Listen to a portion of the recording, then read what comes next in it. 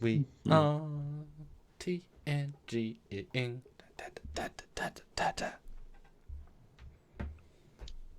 Hi guys, we're back again. Again? Still, Took us a little while, Stuart. See, season two's gone on a long time. I think season two has taken us as long to watch as it to them well, to make. there was a weird episode in the middle there that was like a Yep. Picard fever dream Yep. that was Yep. like 10 episodes long in Yep. itself. He It's dreamt he kind of died. terrifying. It's weird, and everyone Yeah, hated everybody. Yeah. yeah, yeah. Very Anyway, strange. But now hi back to guys. actual Star Trek TNG style. That's exciting. And I will test our audio when this ad stops playing. And I don't. Testing audio after the ad stops playing. So there you go. We're gonna test it, make sure it's good for you guys, because OBS and Skype don't like each other as a rule, and you know how it is. Is it good? You sound good, but do I sound good? No. You, oh, I mean, you do, but I think you you're a don't. little bit loud, maybe. I'm a little bit loud. I'm a loud mouth. What do you guys think? Bum bum bum bum bum bum bum bum bum. Everybody hit like. Do it. Do it. Do it. TNG reviews. I remember these from my childhood. What are Trekyards reviews? Oh, But I found a long time. Or he's so young. right. Or he's Right. both. Both, probably. Sound is good. Sounds good. Okay, sounds good. So there you go. The sound is good. All right. That's right. So thank you for joining us today, guys. Hopefully we get good numbers for this, because I mean it's not like one of the best episodes or anything, but it's fun. It's a fun episode, and it's kind of a nice departure from what we have been watching.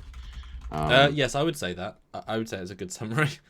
Things feel like they should, and again, this wasn't too heavy-handed. This episode, this was just a fun episode in general, and actually a lot better than I remember it being. So yeah. I feel like I got two episodes mixed up, because I remember the one where she's all horny, basically being way more. She goes after people in a very like over way, whereas this it's actually played relatively balanced-ish. Like it's funny, but it's not. I remember it being more. I don't know if there's another episode which is even more like this. I don't know, but I will start sharing. So Please do. You talk to the people.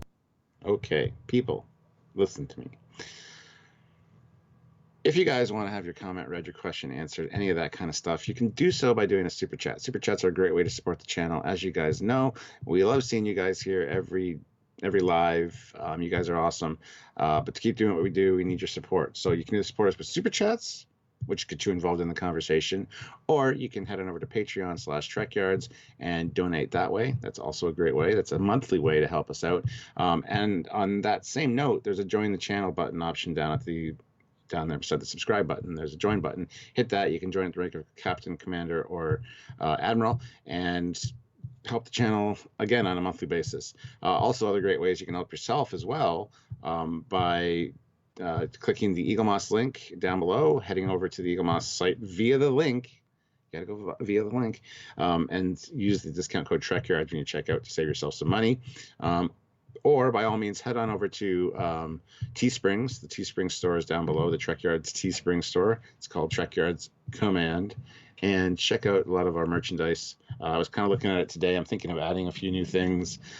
So there's a lot of cool shirts and phone cases and pillows and socks. We got a lot of cool stuff. You can have socks. You can have socks with one sock. One sock has the commander on it. One has the captain on it. Kind of creepy and weird, I know, but it was an option, so I made it.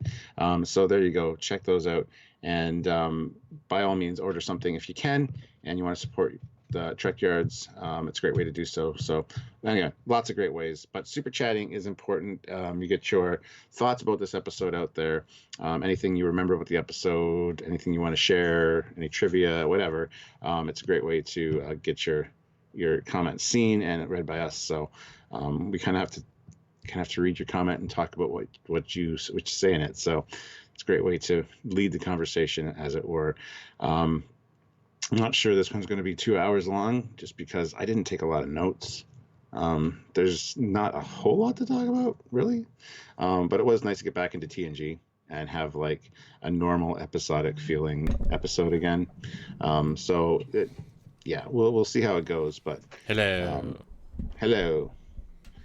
So yeah, but we'll get into it. And yeah, like I said, I didn't take a lot of notes for this one because Yeah, I took my normal two sides, but most of them were just like one thing they said. I was like, huh, or huh, yeah, you know.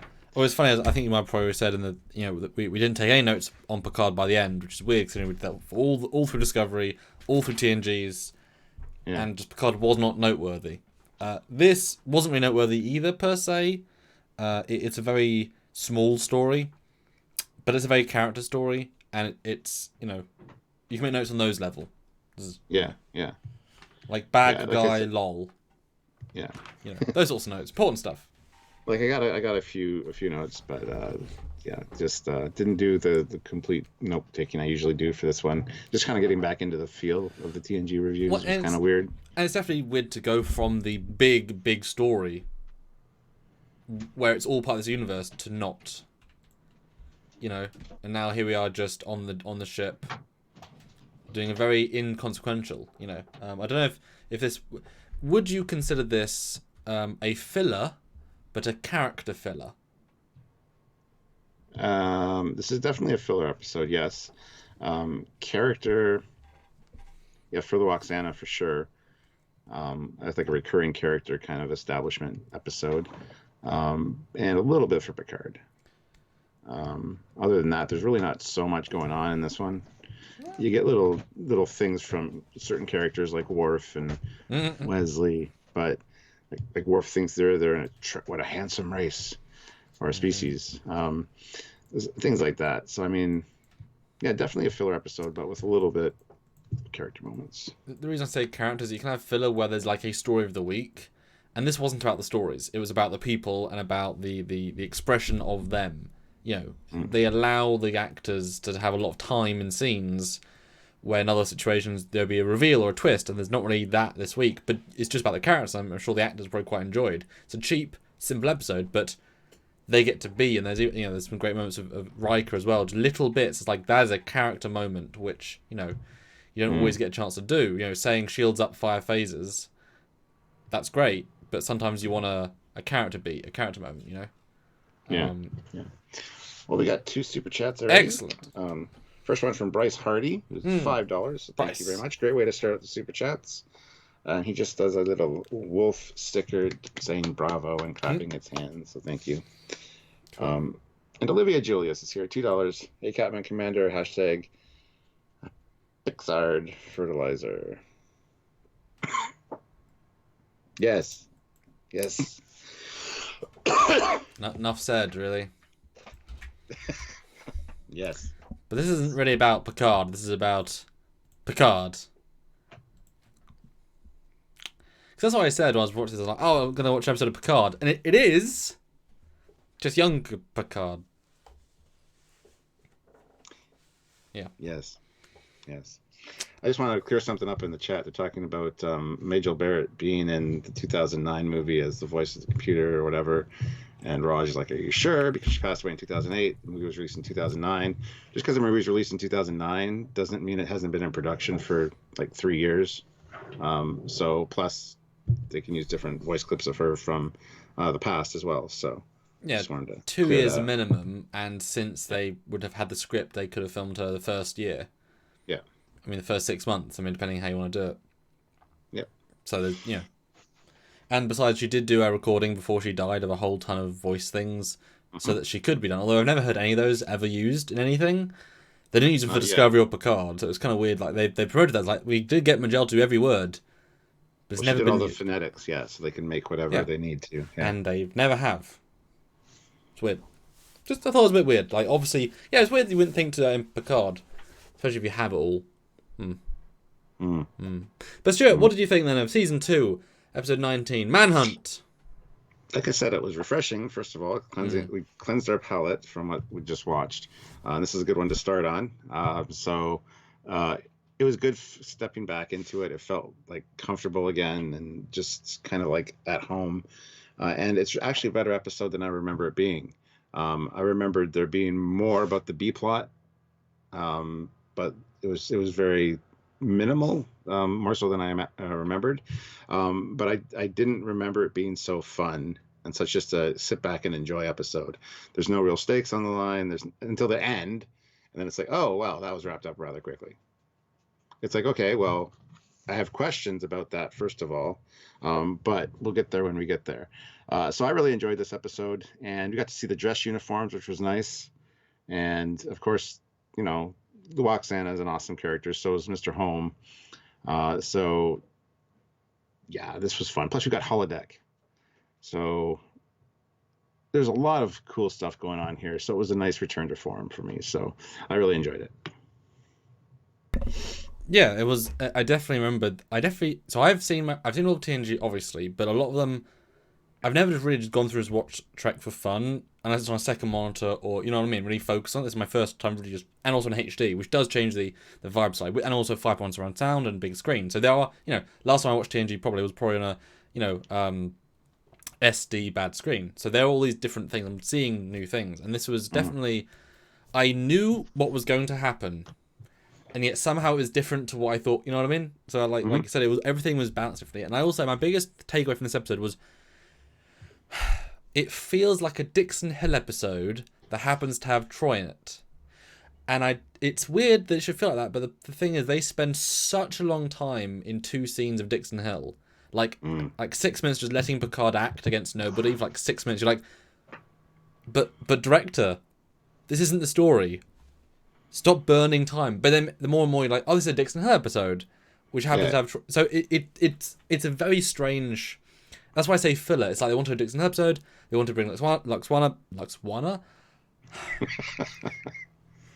Loxana Troy back. Loxana. And they're like, let's just put those 2 stories together and try and interconnect them. It doesn't feel like they had one idea. They had sort of stuff they put together. So, does that resonate at all for you? No, I totally agree. Like the holodeck scene was very much filler. It's like there wasn't enough story with the main plot, and both plots, I guess. So it was very much filler, but it also was character building because it was the Dixon Hill thing. It was Picard doing what he wanted to do and kind of relax, a way to get away.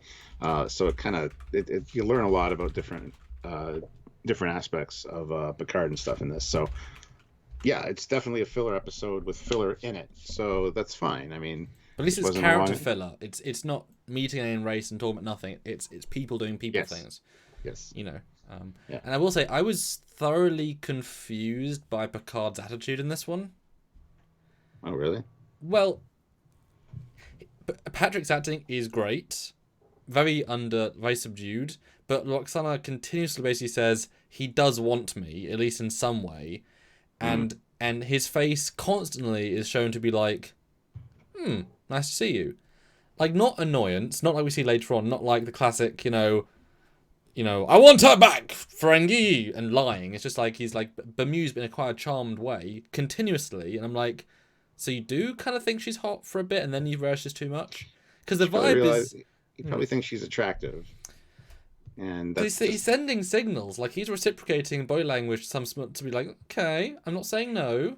Whereas later he'd be like, oh no. He's probably testing her, like, or just when you know somebody can read your mind, you're more focused on your thoughts. So you're trying to not think of the things that. That's funny.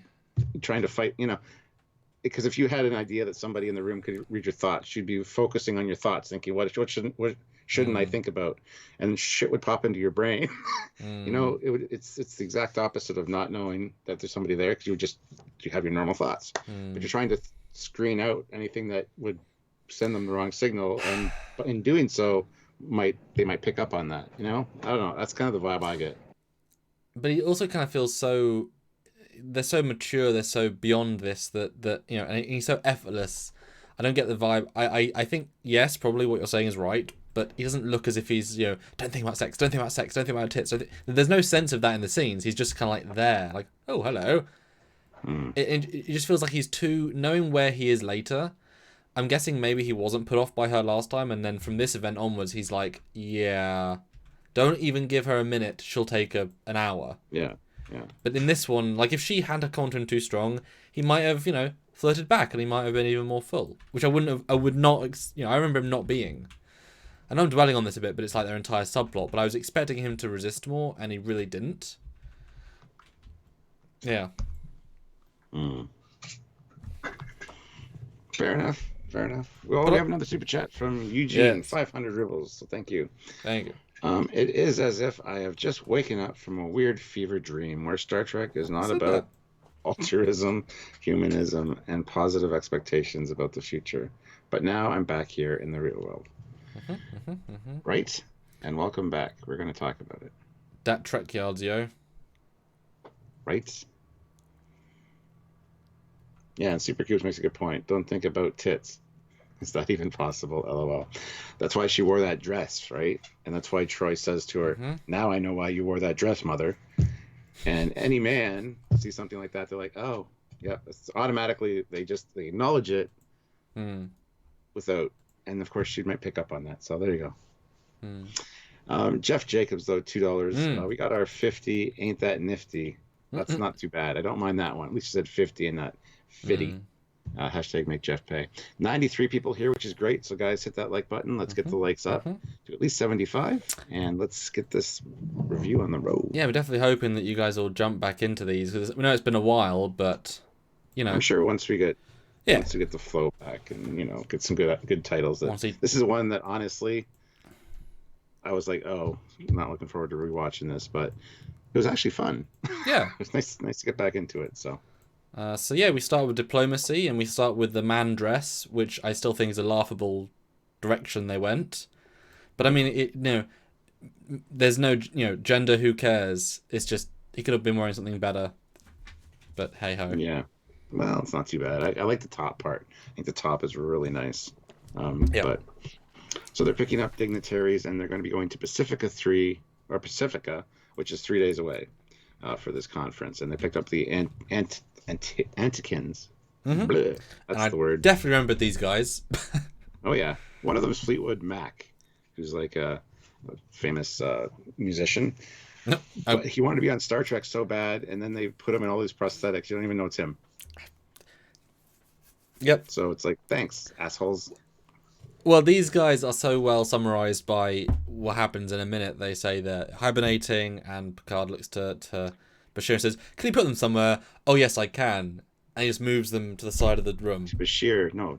Well, Brian, you said Bashir. Well, best friend. That's a Freudian slip right there. Yep. And he just literally sticks him in the corner. And it's like, that's funny. It's a big ship. I'm sure there's other places you could put them. But yeah, so they're in a self-induced catatonic state. It's their preferred method of space travel. So it's clever. It's a novel way of this going around. And it's one of those things where you do forget about them in a sense.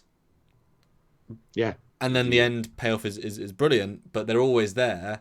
But it's such a sciencey, gentle story that you're like, okay, yeah, sci-fi, cool. It's good. Yeah. So then they look at the food, and that's their food source. They eat a lot of it apparently when they come out of their hibernation, and it just looks like something that the fish people would eat, which is fine. Yeah, and Wesley's quite judgy, but he's playing the audience. But I mean, it's all he's new, he's fresh. He hasn't had explore. You learn new cultures when you see them and meet them. Yeah. And I gotta say, Pulaski's awesome in this episode. Yeah. So there I am out praising Pulaski again. Yeah, she's just a qualified doctor. She doesn't really stand out particularly, but she plays the part of the big ensemble secondaries doing their job well. Yeah. And then you get one of Worf's many excellent lines of, I think they're terribly handsome, or some such. Well, yeah. What a handsome species. And again, super clever little sci-fi thing. Just that's Rian Johnson subverting expectations right there. Yeah, gentle, clever. And I gotta say, the makeup for them is fantastic, because you can see the slits where they'll be able to see through with their eyes, but it's done so well. It looks like gills or like wrinkles. It's just so, again, a fantastic alien design. Yeah, it does its job. And then, oh my god, someone's incoming. Although you wonder how this makes sense. She's got a shuttle to you, and I guess she was in the. It doesn't matter. I mean, No. VIP passenger, yeah. But obviously, she would take a warp shuttle if she could choose one. So I'm sure it's just a warp shuttle. And Loxana's revealed, and she. Well, I thought she pushes the guy out of the way. Let me do this. I can do this much better. I know them. You don't. It's like, Okay. Miss Troy, ow. Well, Yeah. the look he's given her later, I got a screen cap of it where he's like, very well done. Yeah. And then Data confirms, yes, she's got full ambassadorial status, sir. So. And she instantly livens up the thing, and Picard's face. Picard has some really interesting faces this week. His direction was very interesting because then they say you dirty man, and it's like, oh, Jean-Luc. Everyone's like, what? But his face doesn't give away anything, so you don't know if he's really thinking it or not. It's very well played because I think the actor's like, anything I do here will go one with the other. Just gonna not react, but those tits though. Just not gonna... Well, exactly, yeah. Anyway. So then we get the title of the episode, Manhunt, which... Oh, you're laughing. What's up? Just them being to the side just looks ridiculous. It's just funny. It's just a funny visual. And then the weirdest thing, she beams in. Well, she was on a shuttle, so maybe she was sitting down, but she's sitting. There you go. What happened to my legs? Seriously, I hate this. It's like, not only is she facing the wrong way, but she's squat. I don't know. It was weird. Also, she can feel her legs, and there's no reason she wouldn't be able to feel it. I'm sure, yeah. Maybe she suddenly can sense the entire crew, therefore she's like blinded mentally. But yeah, it's a fun comedy scene, but it doesn't make much sense. And it wasn't overplayed. It was very quick. It wasn't stupidly done. You know? No, it was good. And she's instantly racist towards the aliens or speciesist. You know, they're like they're in soup. I saw something like that. Looked good. But she also says men are property, so I mean she's an equal offender, and it's just their culture. She's not mean about it, you know. But I guess when you can see inside anyone's heads, being a person is different. Like you are more 2D. You see through them in a different way because you can see exactly what they think, and you know anyone that doesn't have that ability, that can't block you, they're obviously lesser to you because you just. Then I got a shot of Picard's legs. Oh, Captain, I didn't realize your legs were so sexy. Hold on. Let me digitally enhance them. This is important. Okay.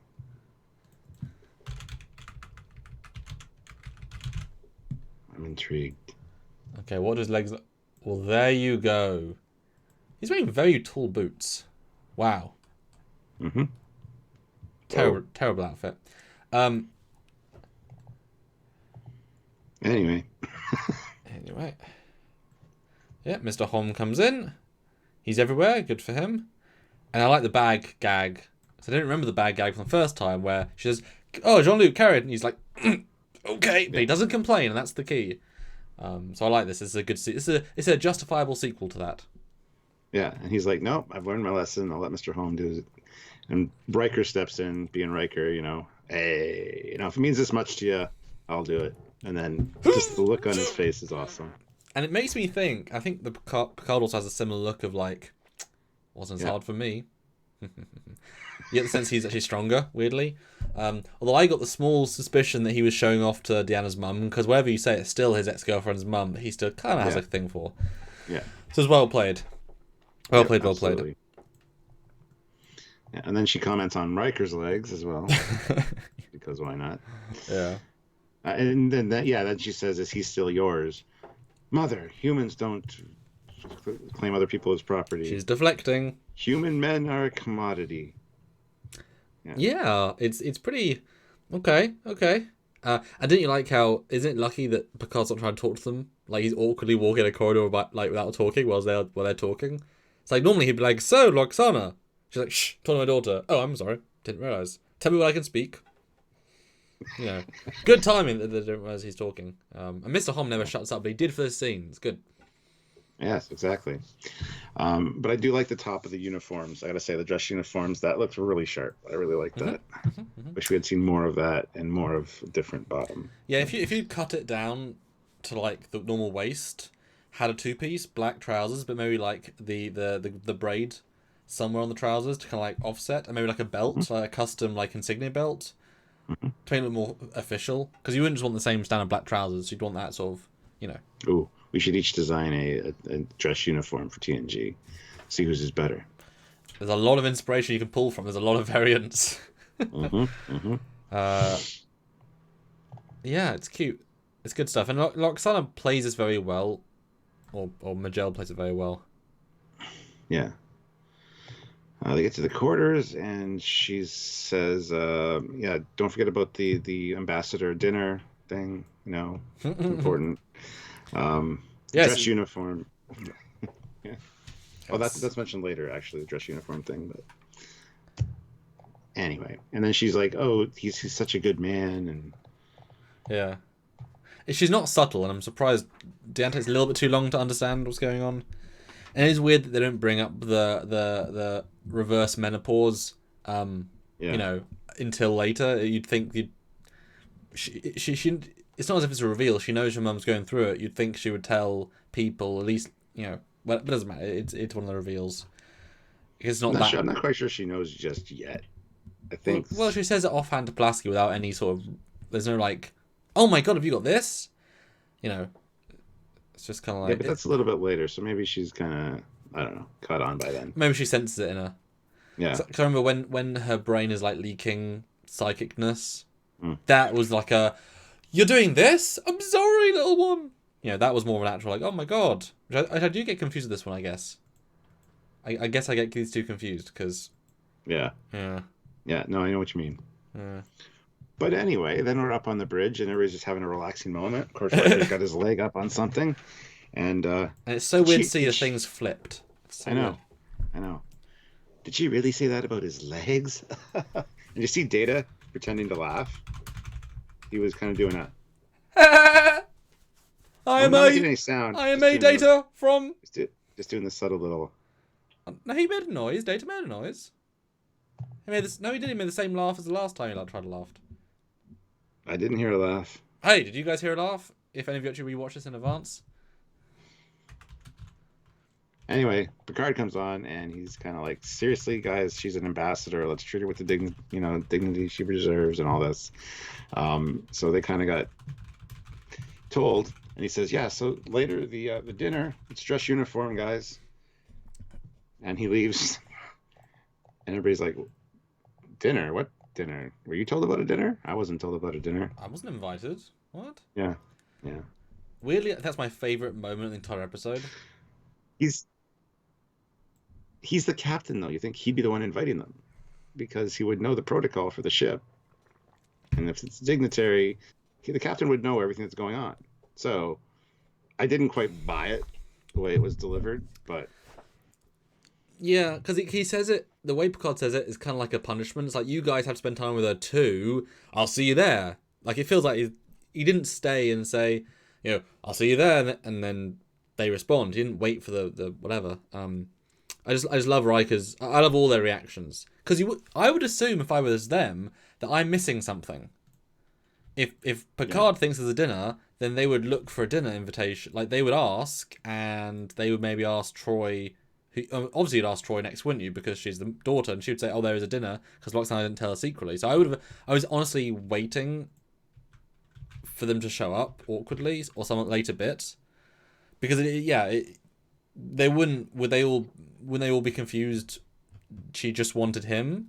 I mean, I guess you could argue that yes, you know, private dinner with a captain kind of makes sense. You're an ambassador, you know, formal meeting. Maybe there's a secret mission she needs to talk about or something. You could, like, if Sarek came on board and he asked for a private meeting, you wouldn't think anything of it, would you?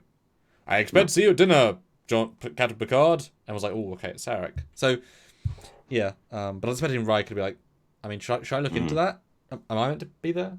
I mean, I like food, you know. Yeah. And Captain Kenny in the chat says the consoles are removed? Question mark? No. You can see the consoles behind them when they're sitting there.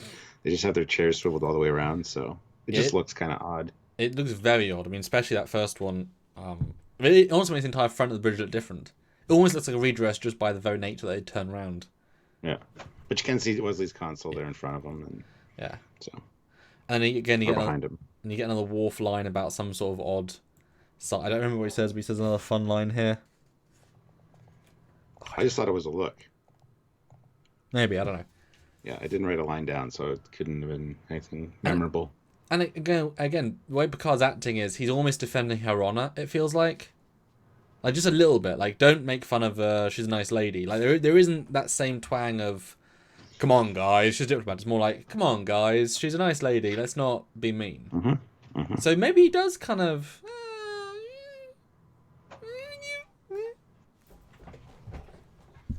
Could be. Let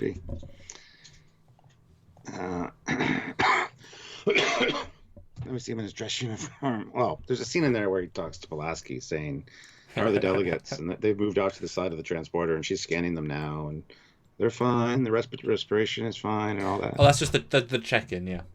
Yeah. But then we see him in the corridor with, I would guess maybe it's Romulan ale. It's blue. It's Romulan ale bottle. And that was in Picard. They did reuse that prop. Yeah. He runs into Pulaski and is like, "Hey, why aren't you in your dress uniform? You're going to be late. Come to dinner." "Well, I've eaten, but thank you, sir." And she kind of smiles and walks away. And that's when it kind of dawns on him, I think, that, oh, shit. Walks in, Mr. Holmes pouring a drink, and he hands him the bottle, this is awesome. He just downs the entire thing. And he's drinking throughout the whole episode as well, so... Yeah, one of my notes is he's an alcoholic. But he was... Sorry. Maybe it's his nutrients in alcohol that he needs to survive, like Bender. Bender needs beer, right? Yes, but he was clearly hammered beyond belief last time. That's true. I think he was really... I mean, come on. To be fair, though, if you're with Luxana, wouldn't you have to drink? True.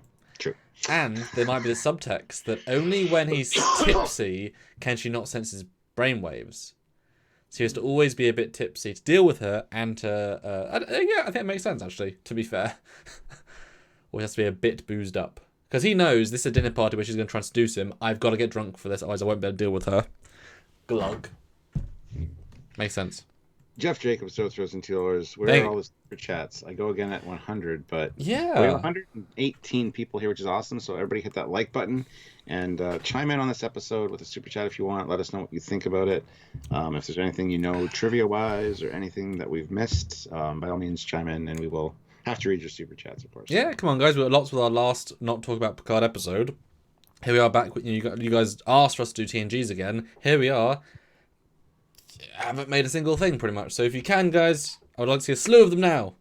Because even 5 does make a difference, and like 10 5s is like, ooh, that's nice. That being said, this is just Manhunt, so it's not like best of both worlds or something. No, but it's proving that they care about them, Yeah.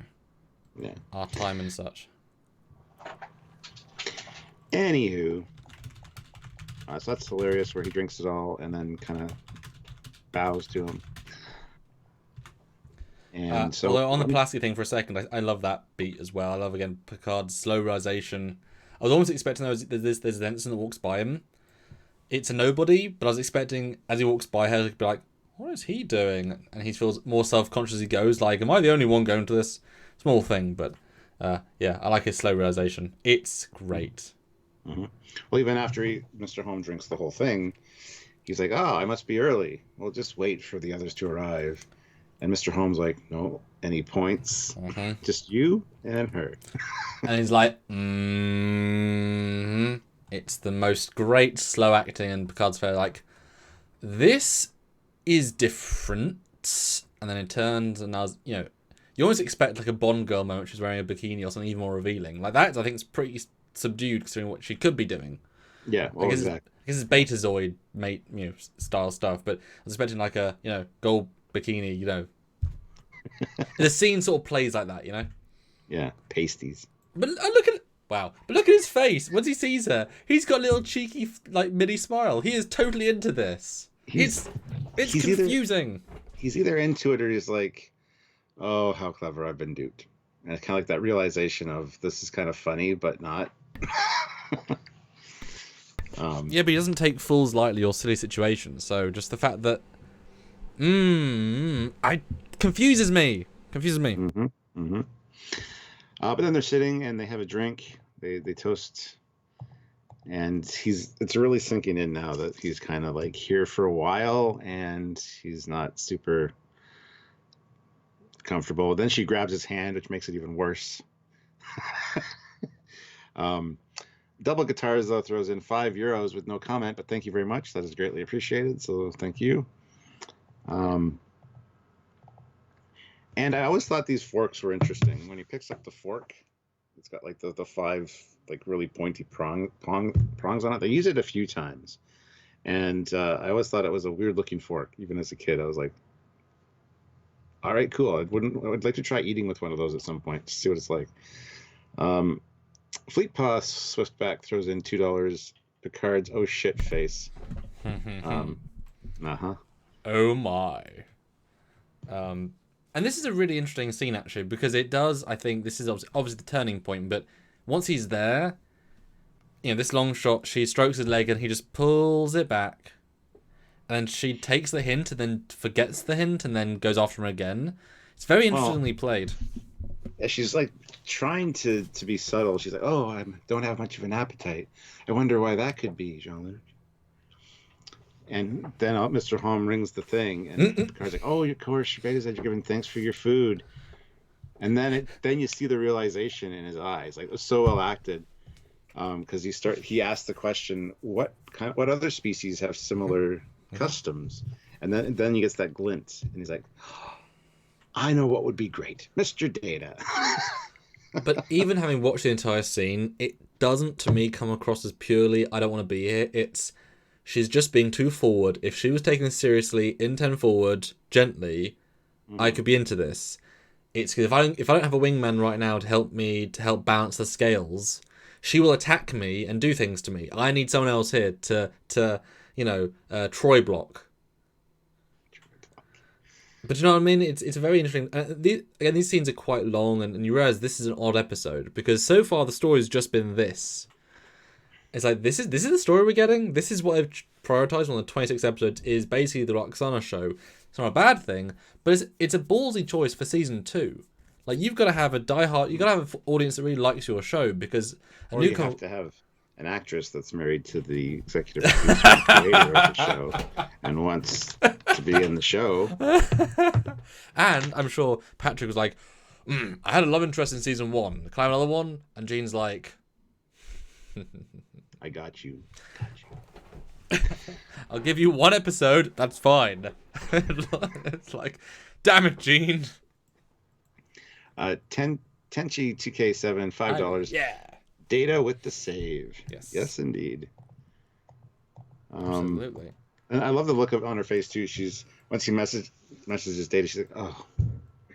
Yep. And Data goes on to talk about. I didn't write down the race, but how they strike rocks together and everybody has to eat until the rock is broken. And that's fascinating, Data. Why don't you come down here and tell us more? Now, what I find weird about this moment, though, is that she's like, wait, what? And I'm thinking, you're reading his thoughts. You know his plan. You know what he's doing. Like, she plays it a little bit. She should get what he's doing and play the game, not be surprised. That felt weird to me. Yeah, that did feel kind of weird. They're telepaths, though. They don't really necessarily read thoughts. They read emotions and... Yeah, it's... The problem is the first thing she said in the scene was, I know you think I'm sexy, basically. I know you think... she's called him out for having thoughts. She's getting the lust vibes off of him. Oh, but she's been pretty specific with some of the things she said of what he's thinking. Yeah, that's a good point. So I just felt... I never really considered that, because she would know there's some deception going on there. Yeah. Because, Troy on the bridge can read an alien commander on another ship. I like, let's not get into that. I like the idea that this thing, what do they call it? The phase. I would sort of add in that it kind of messes with your telepathy a bit. It makes things somewhat biased. But you only focus on like any kind of positive sexual vibes from the other person. You don't notice anything else really. Because even if it's the slightest glance at her dress going, that's a nice dress, look at some cleavage. Yep. And she's like, ooh, you really find me sexy, don't you? Yeah. Because it's amplified. Yep. Right? See, I could see that, taking a thought and thinking way more of it, but also maybe limiting her ability to see other things at all. Yeah. You just solved it.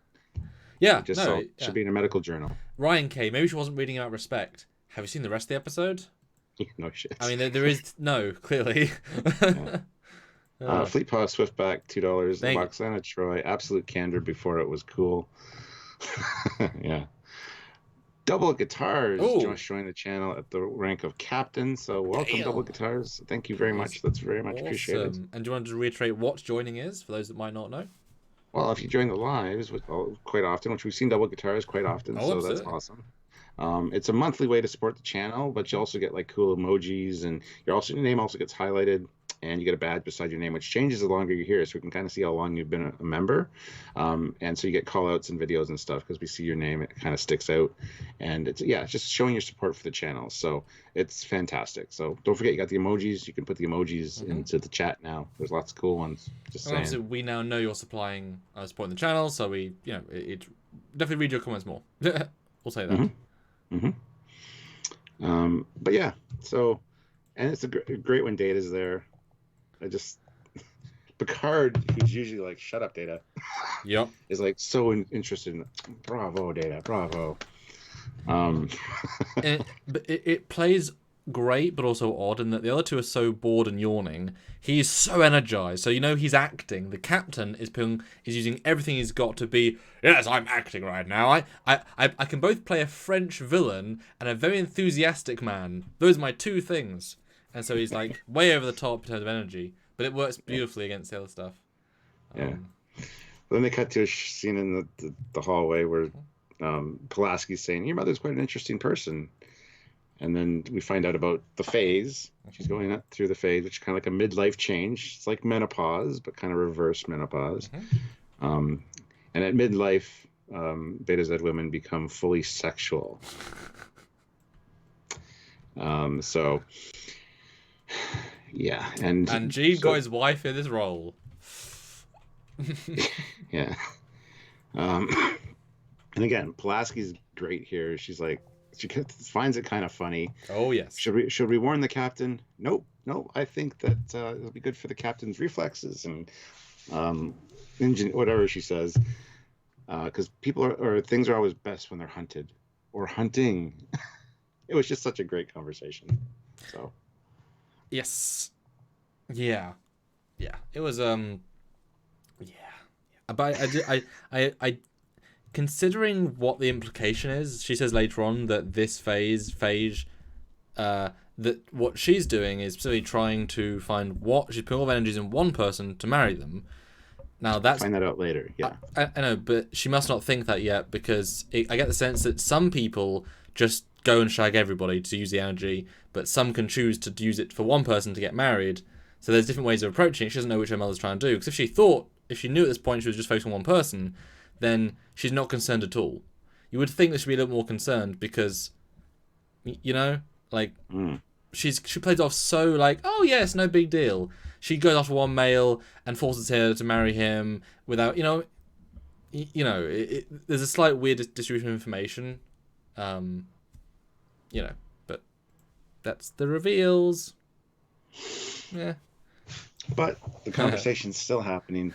Data's talking about two orbiting satellites that miss each other.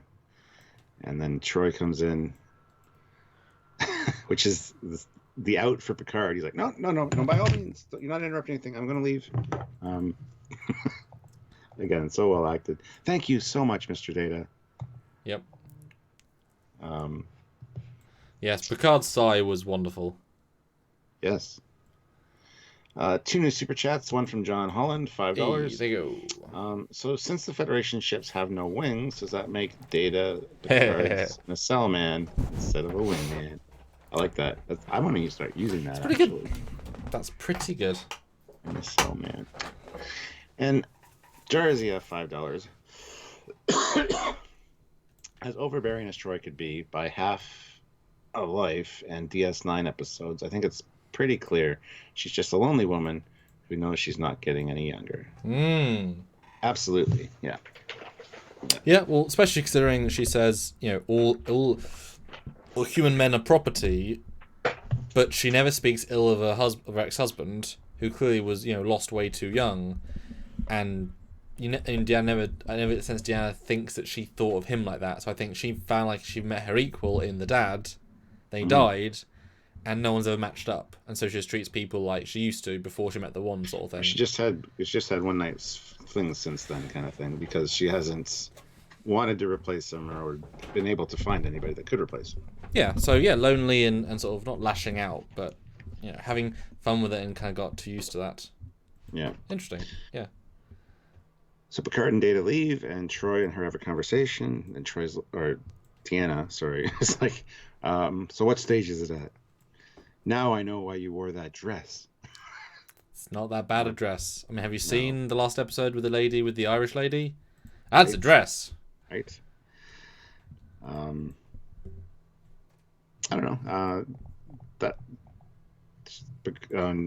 Deanna kind of rolls her eyes at one point, and then Picard and Data are walking down the corridor, and Picard's like, "You have no idea, Mr. Data, how much that means to me." Mm-hmm.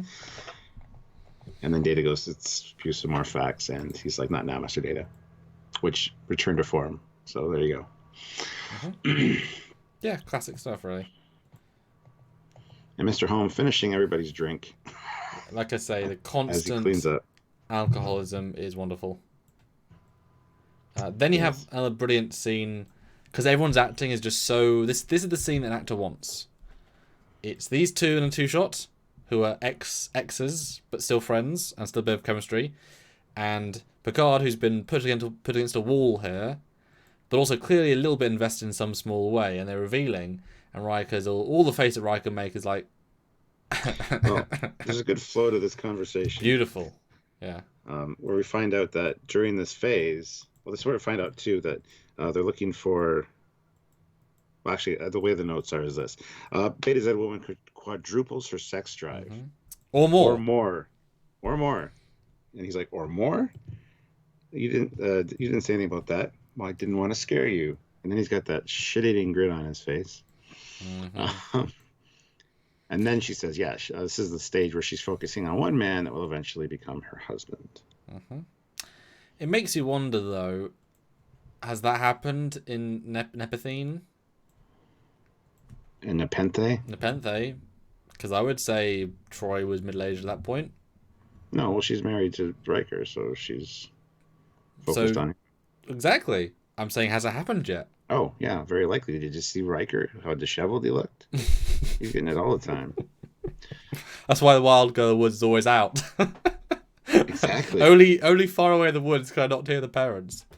Jesus Christ. But yeah, this is a great scene, and you still get that spark between these two actors and the chemistry. And you know, when we were together, it's like, why don't you ask her out now? You stop sleeping around this crew. Ask her out.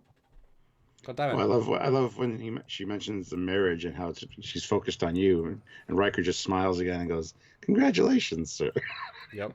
But you can't spurn her because she can become maybe hurt and become resentful. Yep. So he's like, well, maybe I'll just make myself unavailable for the rest of the journey. Very good idea. I don't think that, I mean, I thought he meant, honestly, I'll pretend I have a girlfriend. I didn't think I'll just hide in a room that she can find me in easily. There's a difference there, you know? Honestly, I thought, or even a holographic girlfriend. I don't know. We'll get there in a minute, holograms and such.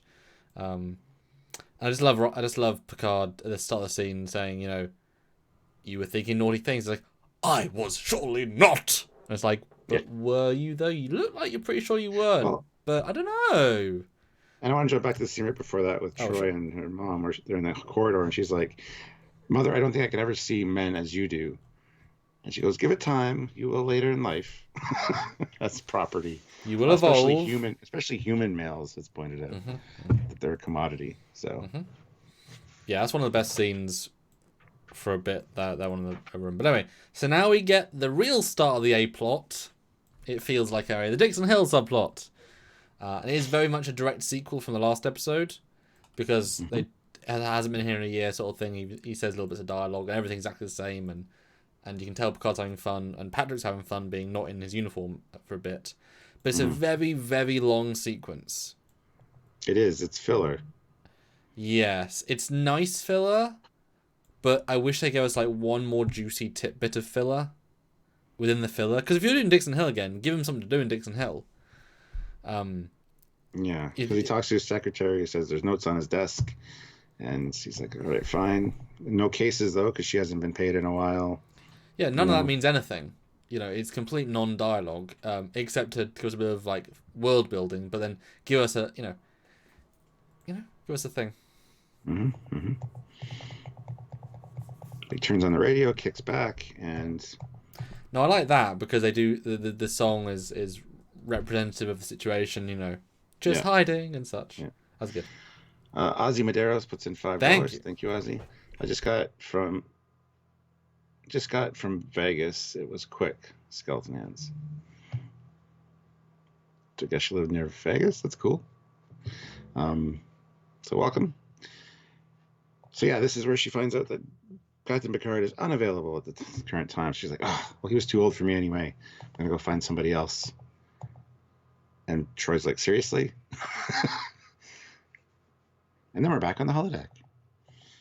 And this is just getting threatened and threatened and threatened in different ways, which is fantastically funny, by the way. We even have Gowron show up. And I love how he ducks behind the desk. Computer, it's not what I mean. I want more style, less substance. And then the computer still doesn't know what he's talking about. No, I think this was very well done. And to see Gowron without the Klingon makeup was awesome. He still has the eyes. Mm-hmm. He's genuinely hard to recognize. They also shoot him in a certain way, but there's a little bit of hint in dialogue. The way he sort of says a line. It's like, oh, okay, but it's actually very. It's hard to tell. I'm good with faces. He hasn't been Gowron yet, though. Yeah. But I mean, the shots they do show are so like you can barely see his face. But also, you miss one cool thing. When Roxanne sits down, you can see all of the many drinks on the table. Every single scene with him, he's drinking at this point. I bet it was in his contract, like, oh, if I'm not drinking, I'm not working, and then if I'm not working, I'm not drinking. I don't know why that makes sense, but yeah. Although, good blue screen with the window. It gives a lot of scale into the scene very easily. But yeah, this scene's fun. I love the character actor. I mean, if the guy that walks in is like, that, I know that voice. He's like such a well-known character actor. Although I found it funny that he points a gun and Picard ducks, because A, he knows safety protocols, B, he it's weird that his first reaction would be to duck, where he knows there's no threat and safety protocols and... Must be an instinctive thing, I don't know. Yeah, well, it's a character moment, because it's like, really? Okay. Yeah. And I do like the whole, everything's violence, the computer's a bit dumb, but when she points out, I was like, Sir, Captain Picard, you understand you're in a murder novel series. The lightest I can go is only one person gets murdered per scenario. Looks like the computer's ramping it up, though, because the last one is a guy coming in with a goddamn machine gun. I think she's trying to piss him off at that point. Because I think it was filmed out of order. It should have been different. It should have been Gowron first with the threat, grabbing him over the desk. Then the next guy should have been pulling out his gun. And then ramping it up was the machine gun just barreling through the door. It doesn't quite make sense.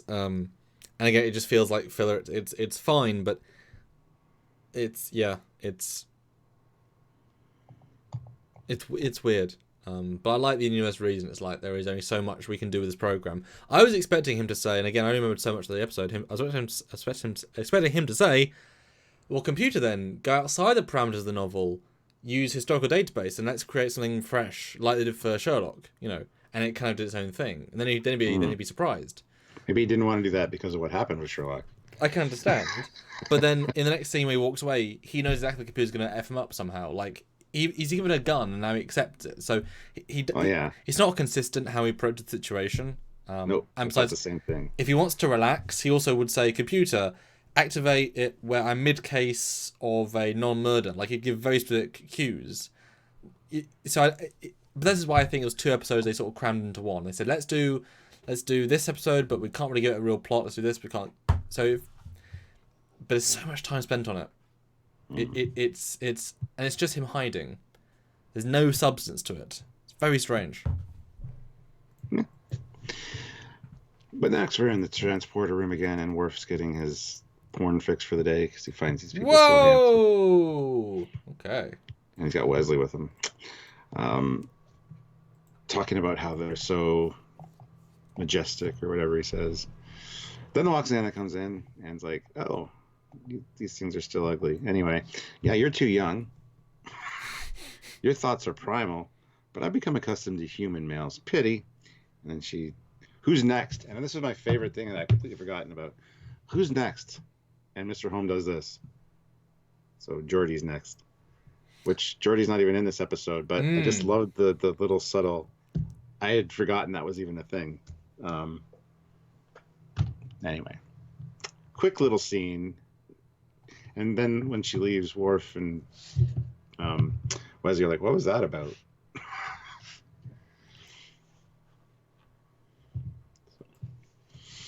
I guess she knows how to get to these people. She asks the computer where they are. Yeah, I mean, it's such a chill environment that, computer, where's the secret weapon stash? The weapon stash is on deck 14. Computer, what's the access code?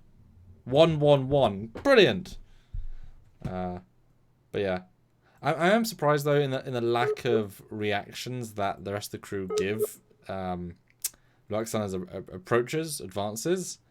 There's a certain level of just accepting it, but you would think Worf might say to Wesley, I wouldn't have if she'd asked. They'd sort of accept her advances too blatantly and not, as if it's that free in the future. I don't know, a bit weird. They're kind of humouring her, but it doesn't quite make sense. Anyway, yeah, more Dixon Hill. Well, here's the scene where you're talking about where they're like, so would you like to go to the bar with me? Just because, I don't want to do anything really. And she's like, sure, you never asked me before, but sure. I like here's that. A gun. You'll need this. That was cute, though. Yeah, absolutely. But here's a gun. You'll need this. Why? Well, if you're going down there, you're going to need a gun. And he kind of smiles and looks at it, and I thought this was so out of character to what just happened in the other room. Like, you can assume it's been less than 10 minutes. He sat down, he thought about it for a sec, and I was like, violence, I'm in the mood now. It's like, what? Well, I have a gun now. So now I have some defense against the people with the other gun. But he said, I don't like the violence. It wasn't about... Yeah, they forgot their last scene. And again, guys, as you can see, we are fair to each episode. Give us bad logic, we'll call you out. Doesn't matter what show you're on. Just because TNG, just because Picard being 40 years younger doesn't mean anything. Doesn't quite work. Work. The look on his face just isn't consistent with what just happened. So. And you would think she would say, well, can we go to a different bar? Oh, of course we can, Dix. Great. Without one that has a guy who wants to kill me. If he just wants a drink, because does he want the scenario? Does he want just a drink? Does he want to just be in the world? What does he want from this? Yeah, well, that's the thing. Just in the world is an escapism. Like for me, for example, I would be like, I want to be Sherlock Holmes. Sure. So and just wander around Victorian London. He can wander around Chicago or wherever he is. Doesn't have to necessarily be involved in a case, right? Just walk down the street. Yeah. Or say, computer, populate the world with every character in the universe except the murderers, and then you just meet people and talk to them. Yeah. There's got to be ways around the program, for sure. Yeah. I mean, it's weird. And it's not as if the murderer guy even comes in. There's no payoff for that either. Yeah. Everything's a dead end in this episode. except the end. Well, the one shot I did have to get was right. It was fading to black. There's a really nice silhouette of his shadow against the Dixon Hill door. I just had to grab that because it's typical like detective noir. Oh yeah. So I thought it was really well done. So we're at Rex's bar now.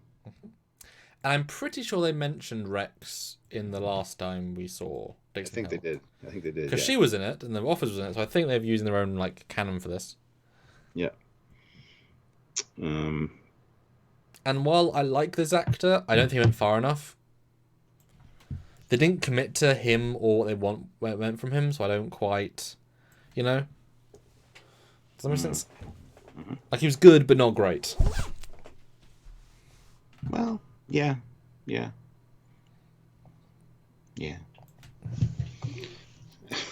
Anyway, they start talking about war, and Picard's like, World War II, actually. Da-da-da-da-da-da. A whole bunch of technical advances and blah, blah. Made America a superpower, and... Well, I don't think I should give you another drink, Dix. Sounds like you're...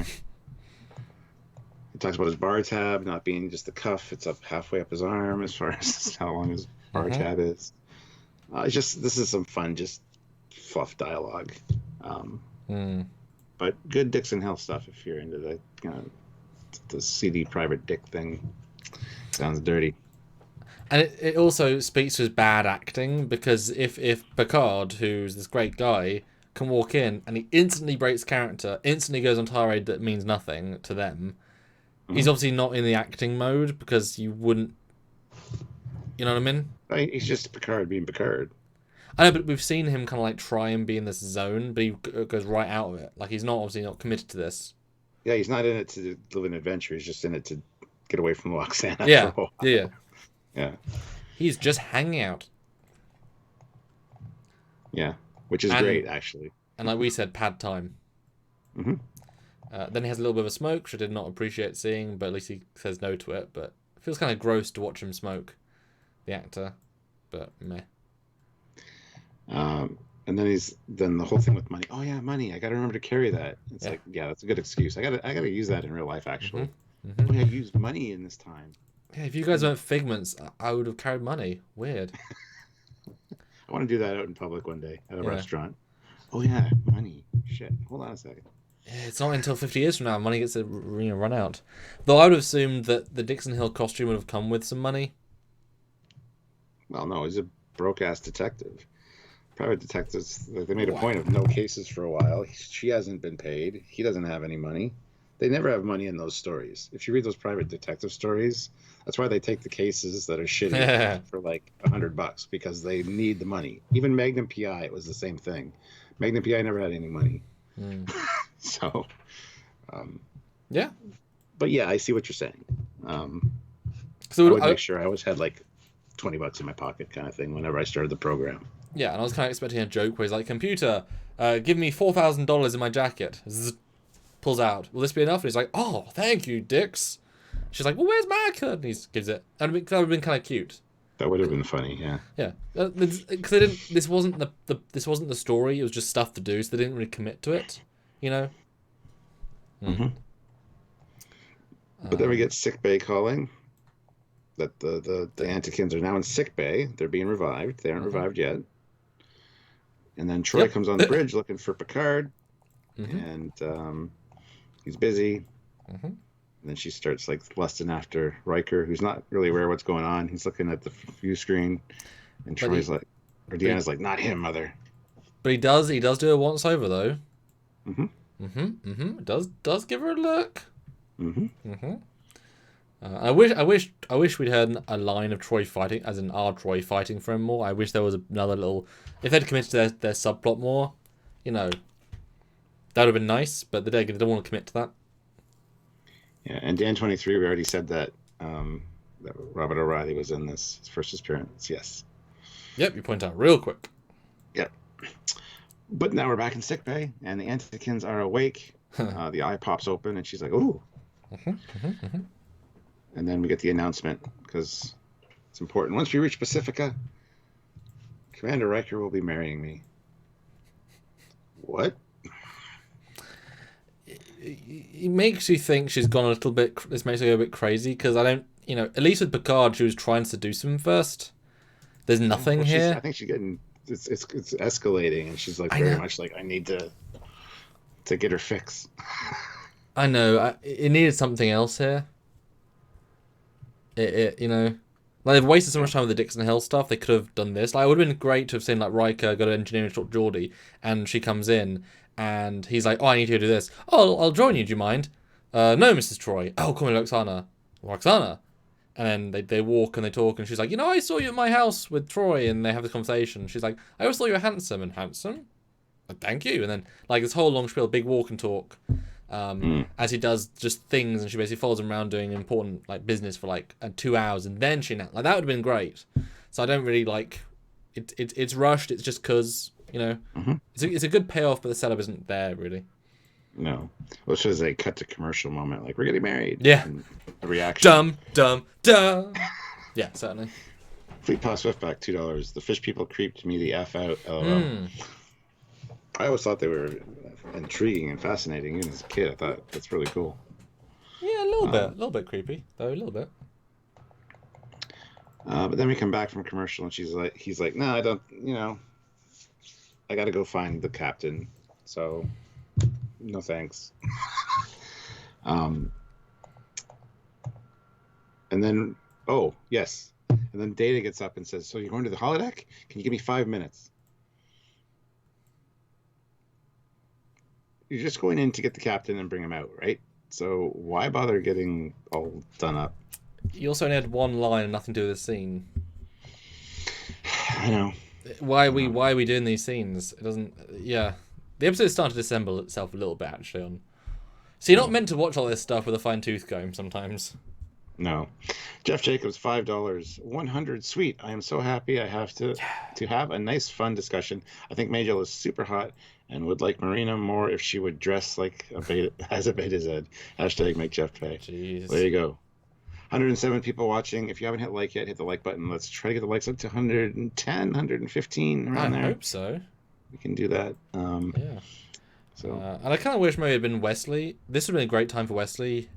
If Riker had said, we haven't got time to change, but if you want to use automatic clothes generator, they could have walked up, would have gone on him, and like he gave him the wrong costume. So he walks in like a 13th century robe, not realizing because he's new to holodecks, and Picard's like, "Wesley, what are you wearing?"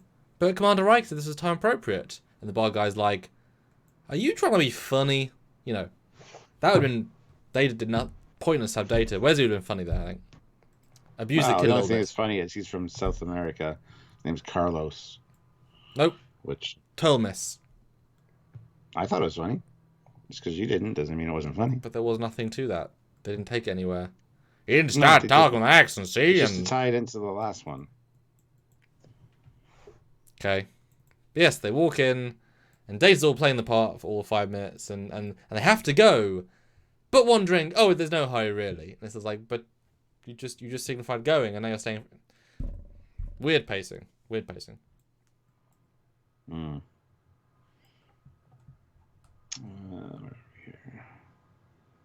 Hold on, and also, if they're having holographic drinks, they know they're not going to get drunk, but they could obviously have these drinks outside the holodeck to taste.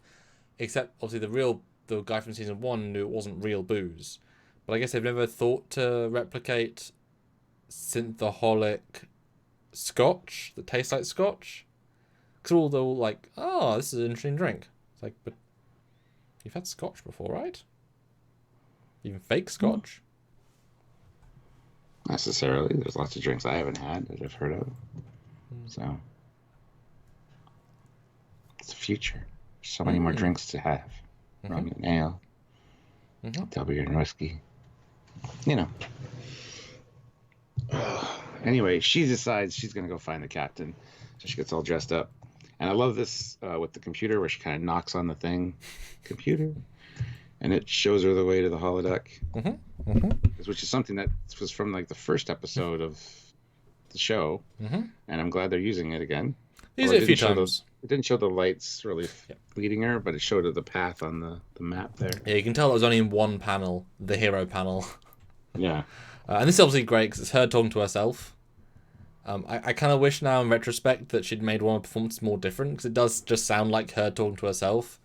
It makes you realize how not the computer voice. Even think about that during this scene. Oh my god. Oh yeah, I was like, oh yeah. Like no, I got to go back and watch that. It never even crossed my mind. Like, you can tell this is written just to have that funniness. But I thought like you realize how not acting the Majel computer is when she's actually speaking next to it. Like it's just her talking. She's not really giving it. And some computer voices are very distinct, but she's less now. I was like, she's talking to herself. And I love her outfit. This is her best outfit easily. Great outfit. I love when they enter the the Rex's bar. What the hell is that? But the classiest woman ever been in my joint because she's wearing massive amounts of purple. Exactly. And you're the most interesting man I've ever met. I can't read you. So intriguing. It's well played. It's funny. My favorite line though from this part is, "Captain, I can't believe you let this part of the ship get so dirty." Yep, that was the best one. Seriously? Oh my god. Okay, well let's talk about that now then. Loxana has, even though she entered a holodeck and it would have been like potentially labeled, computer, where is the like I thought she asked where was the captain and it would have said holodeck 3. I thought it said holodeck 3, but she doesn't know what holodecks are, doesn't know what holograms are. or she's very oblivious to what this room is. Well, she had to enter from the street too, so they opened up onto a street. I think there's a street in the city and in the ship. Yeah. It just, yeah. I mean, maybe she asked the computer to show me Picard, and therefore they moved the arch to like exactly the door. But yeah, I mean, I get that it was advanced last year in season 1, right? Fine. And Beta Z is a totally different culture, totally different species, right? Fine. But they've been around for a while. She clearly has no understanding at all, like completely oblivious. Yeah. Now she might be because she's horny as hell. She doesn't think properly. Exactly. Fine. Go back to that. But it does play really stupid. Like, and I also don't buy that she hasn't seen creatures that can block her thoughts before. I know she's been doing really great, but she's like, you're the only one ever. It's like, no, that's ridiculous. She's met lots of aliens. She's been everywhere. That I also felt was a bit daft.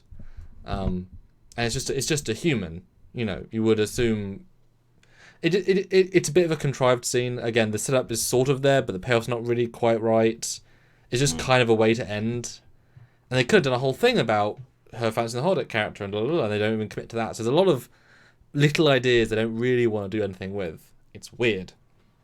Sort of just like you're thinking too much about it. We're not, though, because we love pointing out the dumb writing or the things that don't make sense. And through is we do this for Picard, Discovery, and TNG. If we do it for one, we should do it for all. And Jay Donaldson, and you know she's a telepath. You would think Picard thinking, oh my God, she doesn't know it's real, would be a dead giveaway. But as we said earlier, if she's doing this phase and she's this desperate, she might not be focusing on that kind of thought. You know, she might not be. Yeah. She's not thinking straight. Yeah, but you would think she's thinking with her dick. Yeah. Best comparison I can give you. But you would be thinking. You would think that she would hear the rather loud thoughts of Riker and Picard both thinking, "What is happening? It's a holodeck." And you know, why are they in these weird outfits and yeah. But we try to make sense of things, and we try to, that's what we do here. It's fun. You know, this scene is a brilliant idea, but they didn't reach the potential. They often do. This one they fell rather short. They padded other bits, didn't give this one. Because I would have loved to have seen a whole sequence of her with this guy and actually, why wouldn't she say, "Oh, I can't read you either, woman"? Because she would surely notice straight away. Maybe she starts to love them both and was a three-way, and you're like, wow, now we're having she's quizzing these two characters that, that again, you could have made something interesting, but yeah, why isn't she even questioning that? That I would think could be. She's not focusing on her at all. She's a woman. She's not looking for a woman right now. She's very hyper-focused. Yeah, but you know what I mean? They should have missed potential. Didn't quite hit the mark. It's something that doesn't matter in this episode, though. No. This is so enjoyable, it doesn't even matter. Yes. It's only when you start reviewing it, discussing it, and breaking it down that you go, that doesn't make any sense. Whereas, but we're fair. We are fair. There's other episodes and stuff, there's things that don't make sense to just the average viewer because it's just a huge plot hole. This is very hyper-focused, unfortunately. But yeah. I didn't even think any of this stuff when I was watching it. So.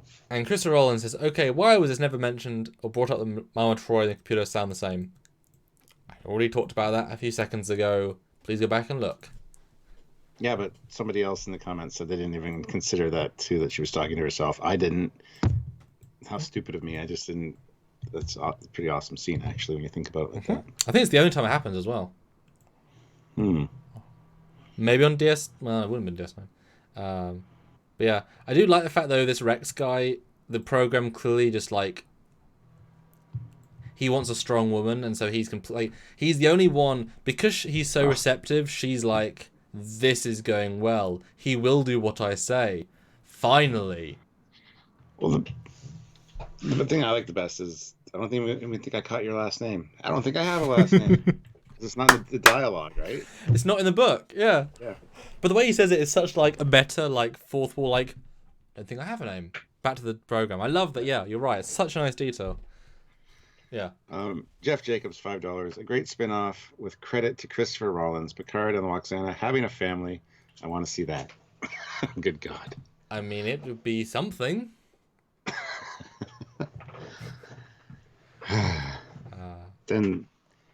Then Deanna would be his stepdaughter. That's weird. Yeah. And then so they go out and basically have a drink with a guy, fine. And then Riker says, "Shall we tell her that it's not real?" And he's like, "We'll give her the moment." And it's like, I mean, you could give her the entire time until they get to the planet.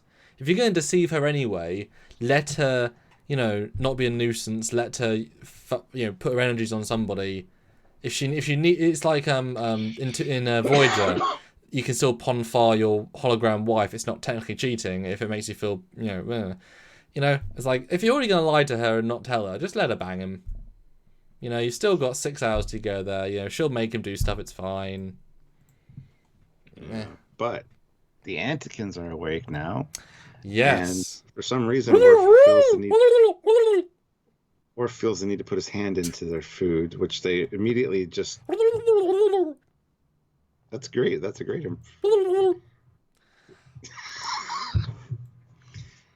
That's good. Well, it's fun because he respects them so damn much. He's like, "You guys are good-looking motherfuckers. I will help you." Out of my hands. Man. No, literally, it's a really nice little It's stupid beyond belief. It's like, "You guys are my brothers. I will help you recover. Here." No, it's nice. It's nice. I liked it. Doesn't mean anything, but it's nice. I love how the actors are trying to commit to the eating, but the sound effects are so like, and then it's like it doesn't like they don't and they keep coming back to it and you can tell they're not doing anything. But the sound effects are so strong, just made me laugh a little bit. Yeah. But then Picard goes up and says, "Hey, we got to go. I have a duty to you to get you to this conference. So you got to come with me." And she's like, "Oh, Rex, I'll be back." Mm-hmm. And then there's something I need to tell you about Rex over there, Mrs. Troy. And then the next scene is just her complaining about it. But not even really that complaining. And then Deanna, I know, but then Deanna trips over something. I don't know if that was supposed to happen or if it was just a blooper that they kept in.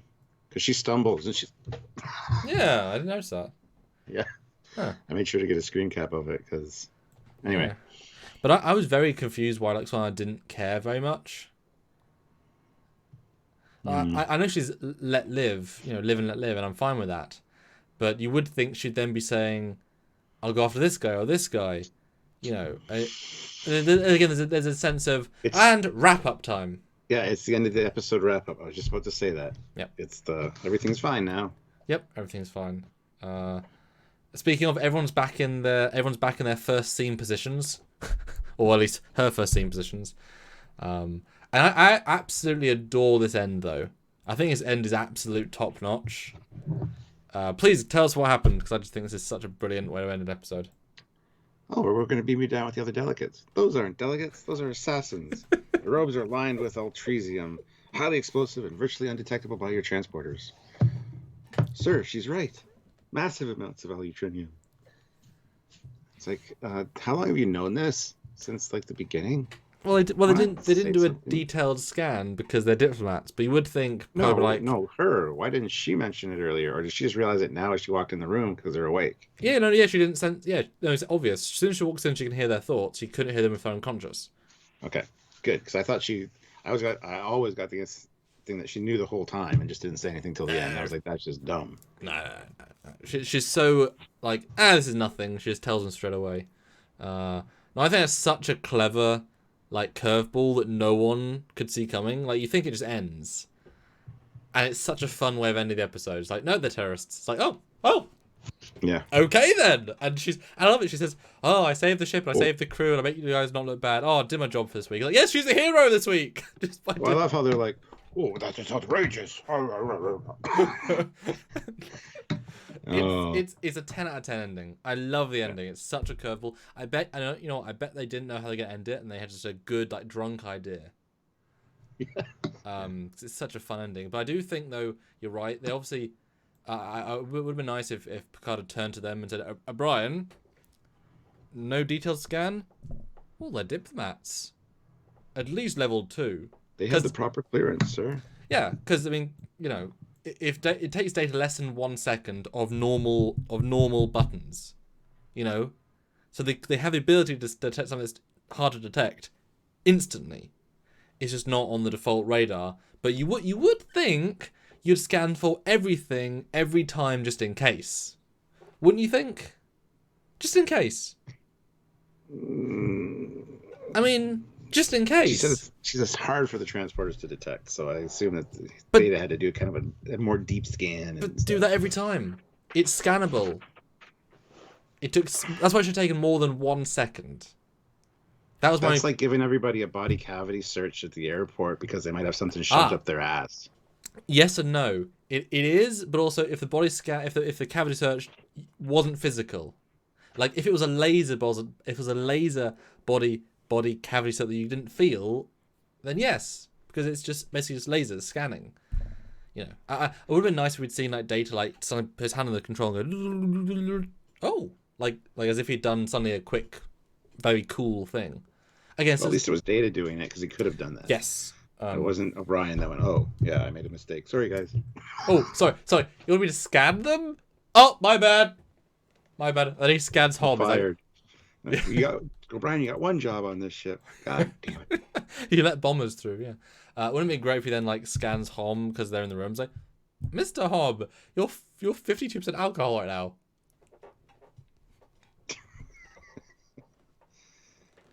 Just make sure nobody lights a match near you, because you're highly explosive too. But for different reasons. Yeah. Or would it be great if it's like his bag, like as he's walking, it like breaks, opens, it's just all booze bottles. I can see that the way it's shaped. I can see it folding out to be like a bar. Yeah. Just like alcohol. Yeah. It's not her bag, it's his bag with alcohol. That's the end gag. It's just that's what he needs to live with her on a daily basis, is a bag full of alcohol. Mm-hmm. Sorry. Anyway, but yeah, then as they're beaming out, Deanna gives her a nice cute little wave. She blows a kiss, and then she's like, and this is an unnecessarily long transport, by the way, unless the transporter is now set to super scan mode because Data just did that. So as it's beaming down, it's scanning everything. That's why it takes so long. That would actually make sense. I mean, simple, effective retcon, but she shouldn't be able to talk while beaming, as we know, except when you can. Well, you can, as of Star Trek 210. Oh yeah, but I still don't like that. Although the fact that she can now scan somebody while her molecules are being dematerialized, psychic powers work mid-materialization. It's like, what? Of course they do. Of course they do. Anyway, so yeah, Picard. Dirty old man. Who's like, John Luke, yeah. He's like, what? I'm sorry? My last He had chance that- to think of her naked. I'm sorry. He did have a little smirk on his face, and then Riker's like, "I'm so proud of you." And That's my girlfriend's. That's my ex-girlfriend's wife. My ex-girlfriend's mother. Oh my We could all god! Can be you imagine? family. Yeah, I was about to say, if he gets married to Roxana, then you're my dad and my wife's dad. Wouldn't that have been great if as deleted scene from Picard Nepenthe as he walks in, Grandpa Picard? Yes. Where's Grandma Roxana? She died on Romulus. What? Should I call you Captain or Dad? Neither one, number one. Jean-Luc. No, I think Dad's funnier. Demas Alves puts in $10. So thank you very much. Dude, thank you. I'm late to the party, so here's to you guys coming back. We missed you last week. Keep up the great work, guys. Well, thank you very much. If you guys all tune in, I mean, we have it over 100 for pretty much this whole one, which is great. Yeah. I'd like to get the 200 numbers we got for Picard, but... Well, we got 250 Picard. Yeah, it would be nice to get 200. We'll keep slugging away at it and keep doing them for you guys, because... Yeah. Anyway. Yeah, this one's definitely one of our lowest lives in a while. But hey, we're going back in. That's right. So yeah, this one was a fun one. Like I said, it was nice to get back to some normalcy for Star Trek for me, because Picard just didn't quite cut it. So episodic feel, kind of a lighthearted episode, and not too much going on. It was a nice one to get back into it. So I really dug this one, and I actually really enjoyed it more than I thought I would going into it, because I couldn't remember much about it. And I know why now, because there's a lot of fluff and filler in there. But it's kind of fun to see the Dixon Hill side of Picard. So Yeah, it's definitely a sort of non-memorable filler, but when you watch it, you can't help but smile. yeah, You know. especially knowing how Picard turns out. Yeah, that is one thing I'll mention. It was actually bittersweet to watch this one.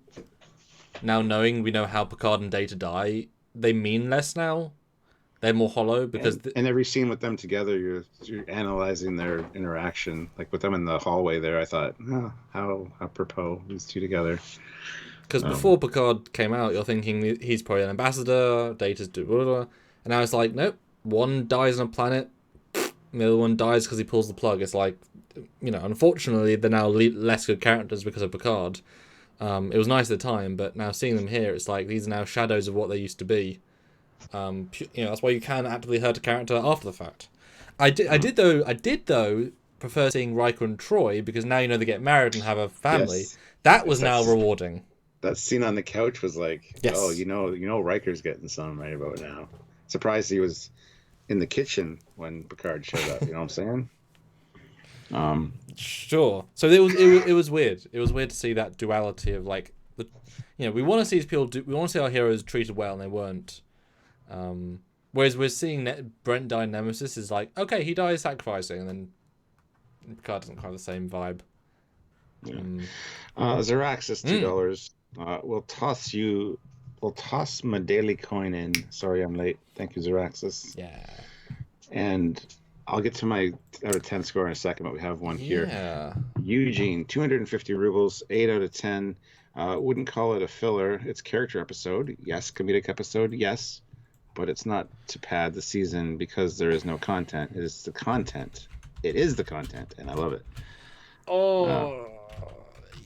The thing is, it's not an important episode. There's lots of scenes that don't mean anything. That's why I say it's a character filler. Because there's no, real story plot. There's no real link to anything. You could have... It's that fine line, And we got a PayPal as well earlier. Sorry. That's fine. So $10. Wow, thank you. From Martin Diaz. Thank you. We'll enjoy the rewatch. You always do a great job and keep me entertained. Gotta go. Yeah, sorry we didn't read it earlier. I remember seeing a PayPal thing earlier and it kind of slipped my mind, so I apologize. But yes, if you're watching this back later, we got you. It's all good. All right, so here we go. Out of 10 for TNG Season 2. And out of 10 for all Star Trek or all TNG? All TNG. Yeah, that's TNG. It's not fair for everything else. Okay. For Season 2, I'll give it a... Got to reevaluate all my scores now. 6.5. 7. Sure, 7. No, 6.5. 6.5 out of 10 for Season 2. So just to give a little bit of context, you give Samaritan Snare a 7. What's that one about? That's the Packlids one. So this is slightly less good than Packlids one, just to give some context. And it's slightly better than Pen Pals, which is the Data Girl one. Just to give a slight sense. It's probably the same as Pen Pals for me. For enjoyment. So what is that, a 6? That was a 6. Alright, so 6 for this one, fine. Which would also be the same as the Irish one. Not from last time. Stop giving me my old score. No, but it's fair though because you don't remember the entire season. So these are going to be so skewed unless I give you some less sense of context. You'll forget by the end, but yeah, okay, I'll still give it a 6. Yeah, because 7's really high for other ones that Yeah. Okay, so 6. Mm-hmm. But for all of TNG,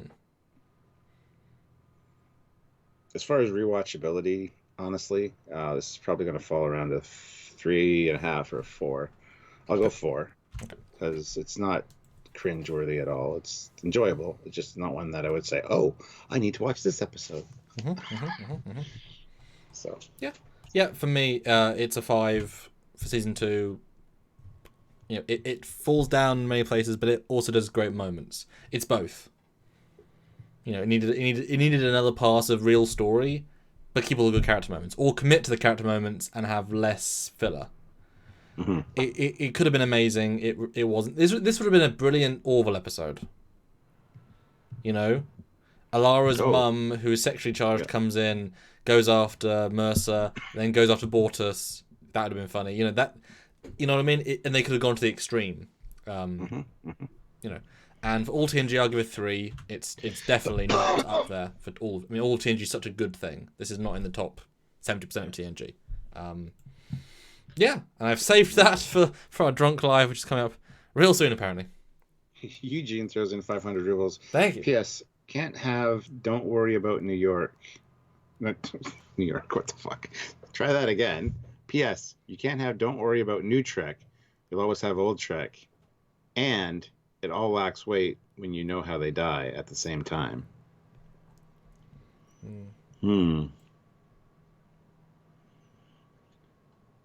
Don't worry about New Trek. You'll always have Old Trek. A lot of people say that, yeah. And it lacks weight when you know how they die. It doesn't.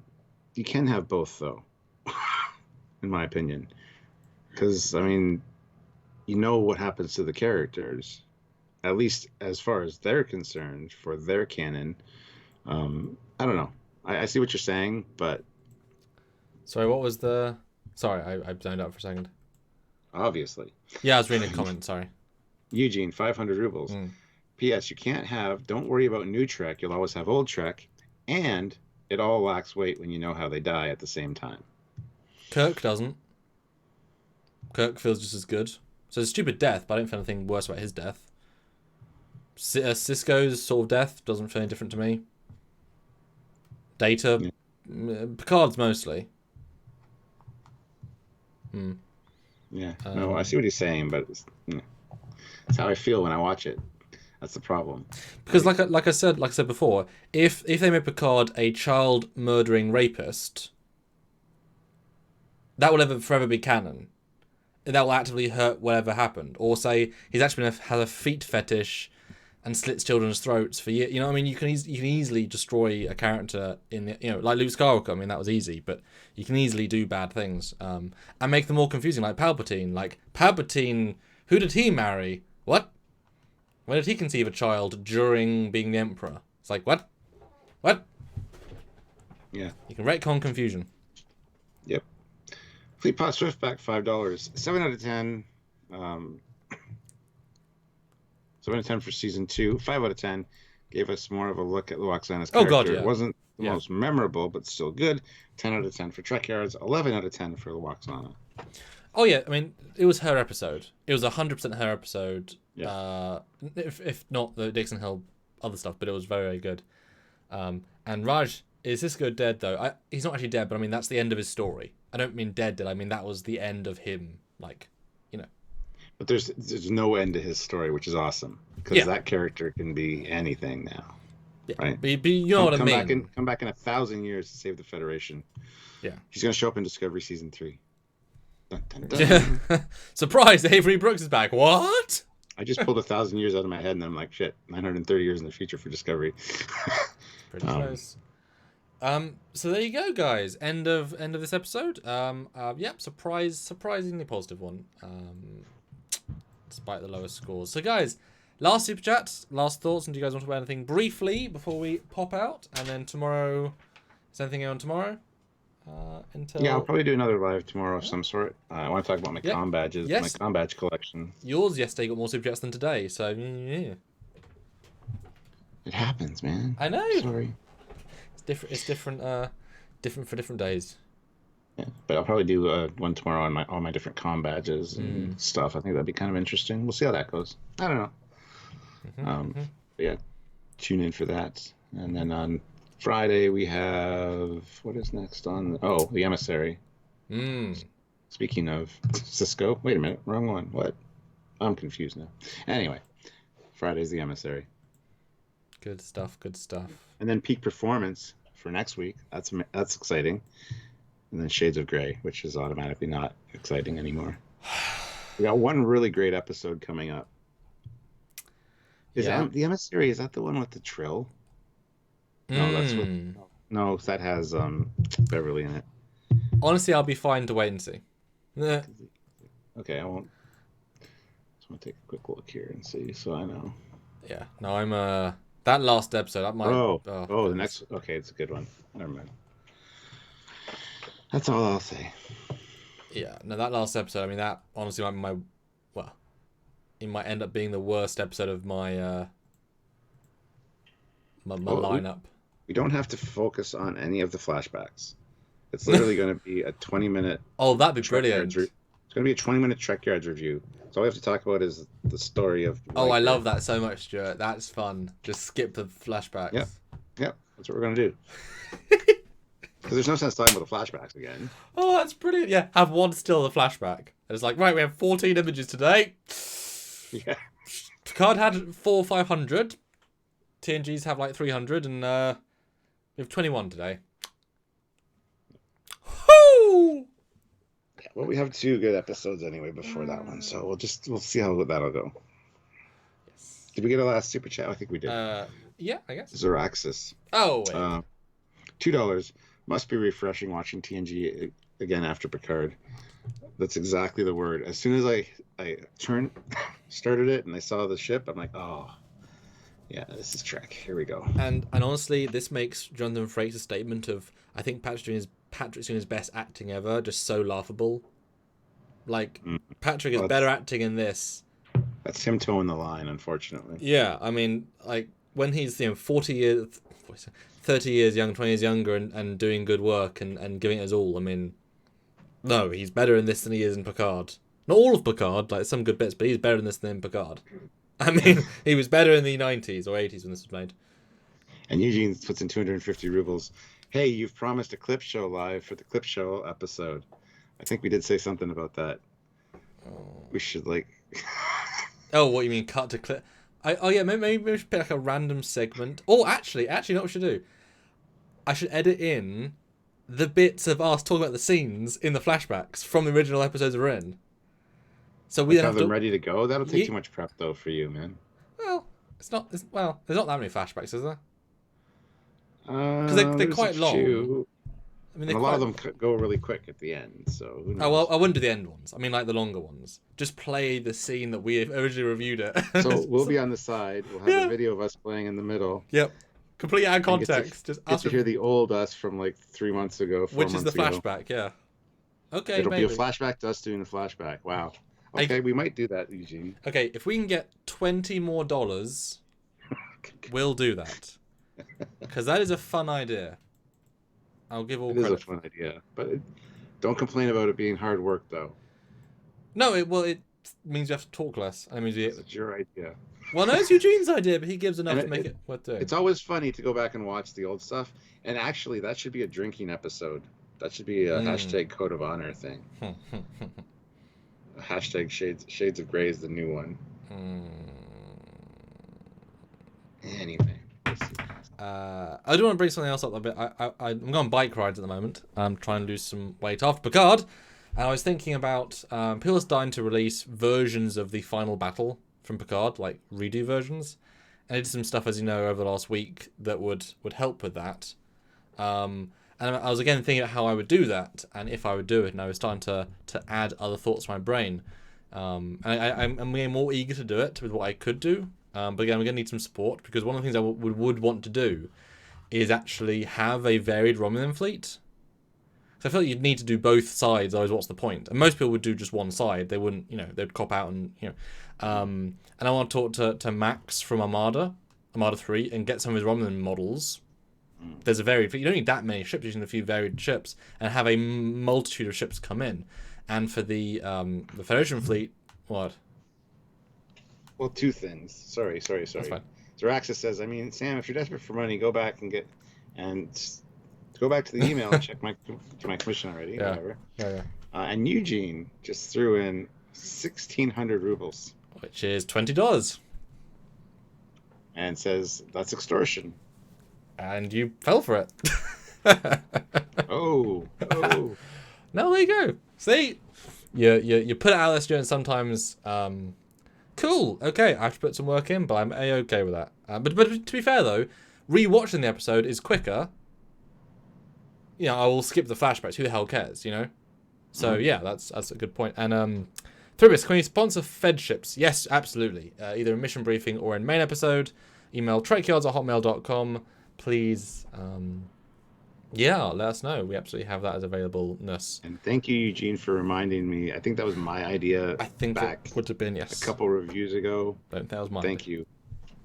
And now it's his idea. He's going to take it over. And well, he paid for it. So. He's expanded on it. I don't know what my original thought was, but I do remember saying something about it. So thank you for reminding us, because Picard really sidetracked us. Threw us off our game for sure. Yeah, and it's definitely odd to watch real Trek again.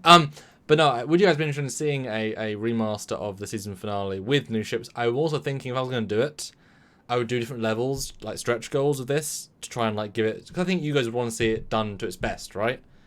Like in its smallest version would be a new Federation fleet, fine. But if I was doing it to its fullest, I'd want to have new hero shots of some ships in the fleet, like extend the scene to probably like look, show a Defiant, show a Voyager, and I'd want to have like maybe a Voyager with USS Sternbach. So like here we are with classic ships coming in, representing. It's like, yes, here we are. These are the real things. See you at the back. The USS Probert. You'll need a refit in the back. USS Probert. Oh yeah. Or the new ambassador class. Yeah, that make more sense. And I'd also have little fighters, Peregrines and stuff, and do if I was going fullest, I would try and find some other voiceovers of Riker to extend his speech, have more ship shots, because it's more impressive with the more you have, as if you're focusing the right way. Have the Titan in there, and have the Akiras and all sorts of very varied ships, and also including originals, because I've got ships from those eras like the Interceptor and stuff. So I have some Trekyards originals zoom in as well, which would I'm sure really make them happy. And have that Romulan fleet made up of other ships, so you also get a variety as well. And then, if I'd reach the max stretch goal, I'd want to rotoscope Riker out of his bridge into a real bridge. So the whole scene was done, like, better. What do you think? Sounds like a lot of work. Yeah. Yeah. But they don't do anything in the shots, if you know what I mean. It's a lot of setups, a lot of rendering, but it's not as if it was a battle there. But doing it properly. But I would need to do like a mini fundraiser for that, because that, as you can tell, would take quite a lot of work. But I'd have like stretch goals, and therefore, it's up to you, man. Yeah, but I can imagine doing a a larger, if you do like a mini Indiegogo for it, then I think people might even like rally behind. Let's do this right, because I would like do a list of the ships I could throw in, and it's more than anyone could do. You get a lot of views too. People would love it. Yeah, I mean, there's one that's already came out by Neon Vigil, and that's like 29,000 views, which is amazing in like a week. Ozzy Madera still throws in $5. Thank you. Any guess on what he says? Oh, Skeleton Hands. Well, High Admiral from the Admiral. Skeleton Hands. That was mostly right. Yeah. Thank you anyway, Ozzy. Much appreciated. And Squadron $2 just Thank you. because we appreciate you guys. Thank you guys. Very much appreciated. We appreciate you as well. We do. As Raxa says, remaster would be pretty cool, but I think you'd have to match the color grading and such pretty close to make it not jarring. Well, yes. That's why he would do it professionally. Yeah. Try to anyway. Or I'd probably just regrade their section to match my section. That'd be easier. But I'd only use the close-ups of her. That's it. So there isn't a lot of that in it. Oh, and obviously his close-up, but like I said, if I'd rotoscope it and regrade it. Make it team effort, Sam. Get the community involved. Put a guy in charge of battle planning. Strawboy, a guy in charge of facade lighting. Why? Why? I could just do it all myself. Guy in charge of radishes. He's making a joke. Okay. No, I could. Yeah.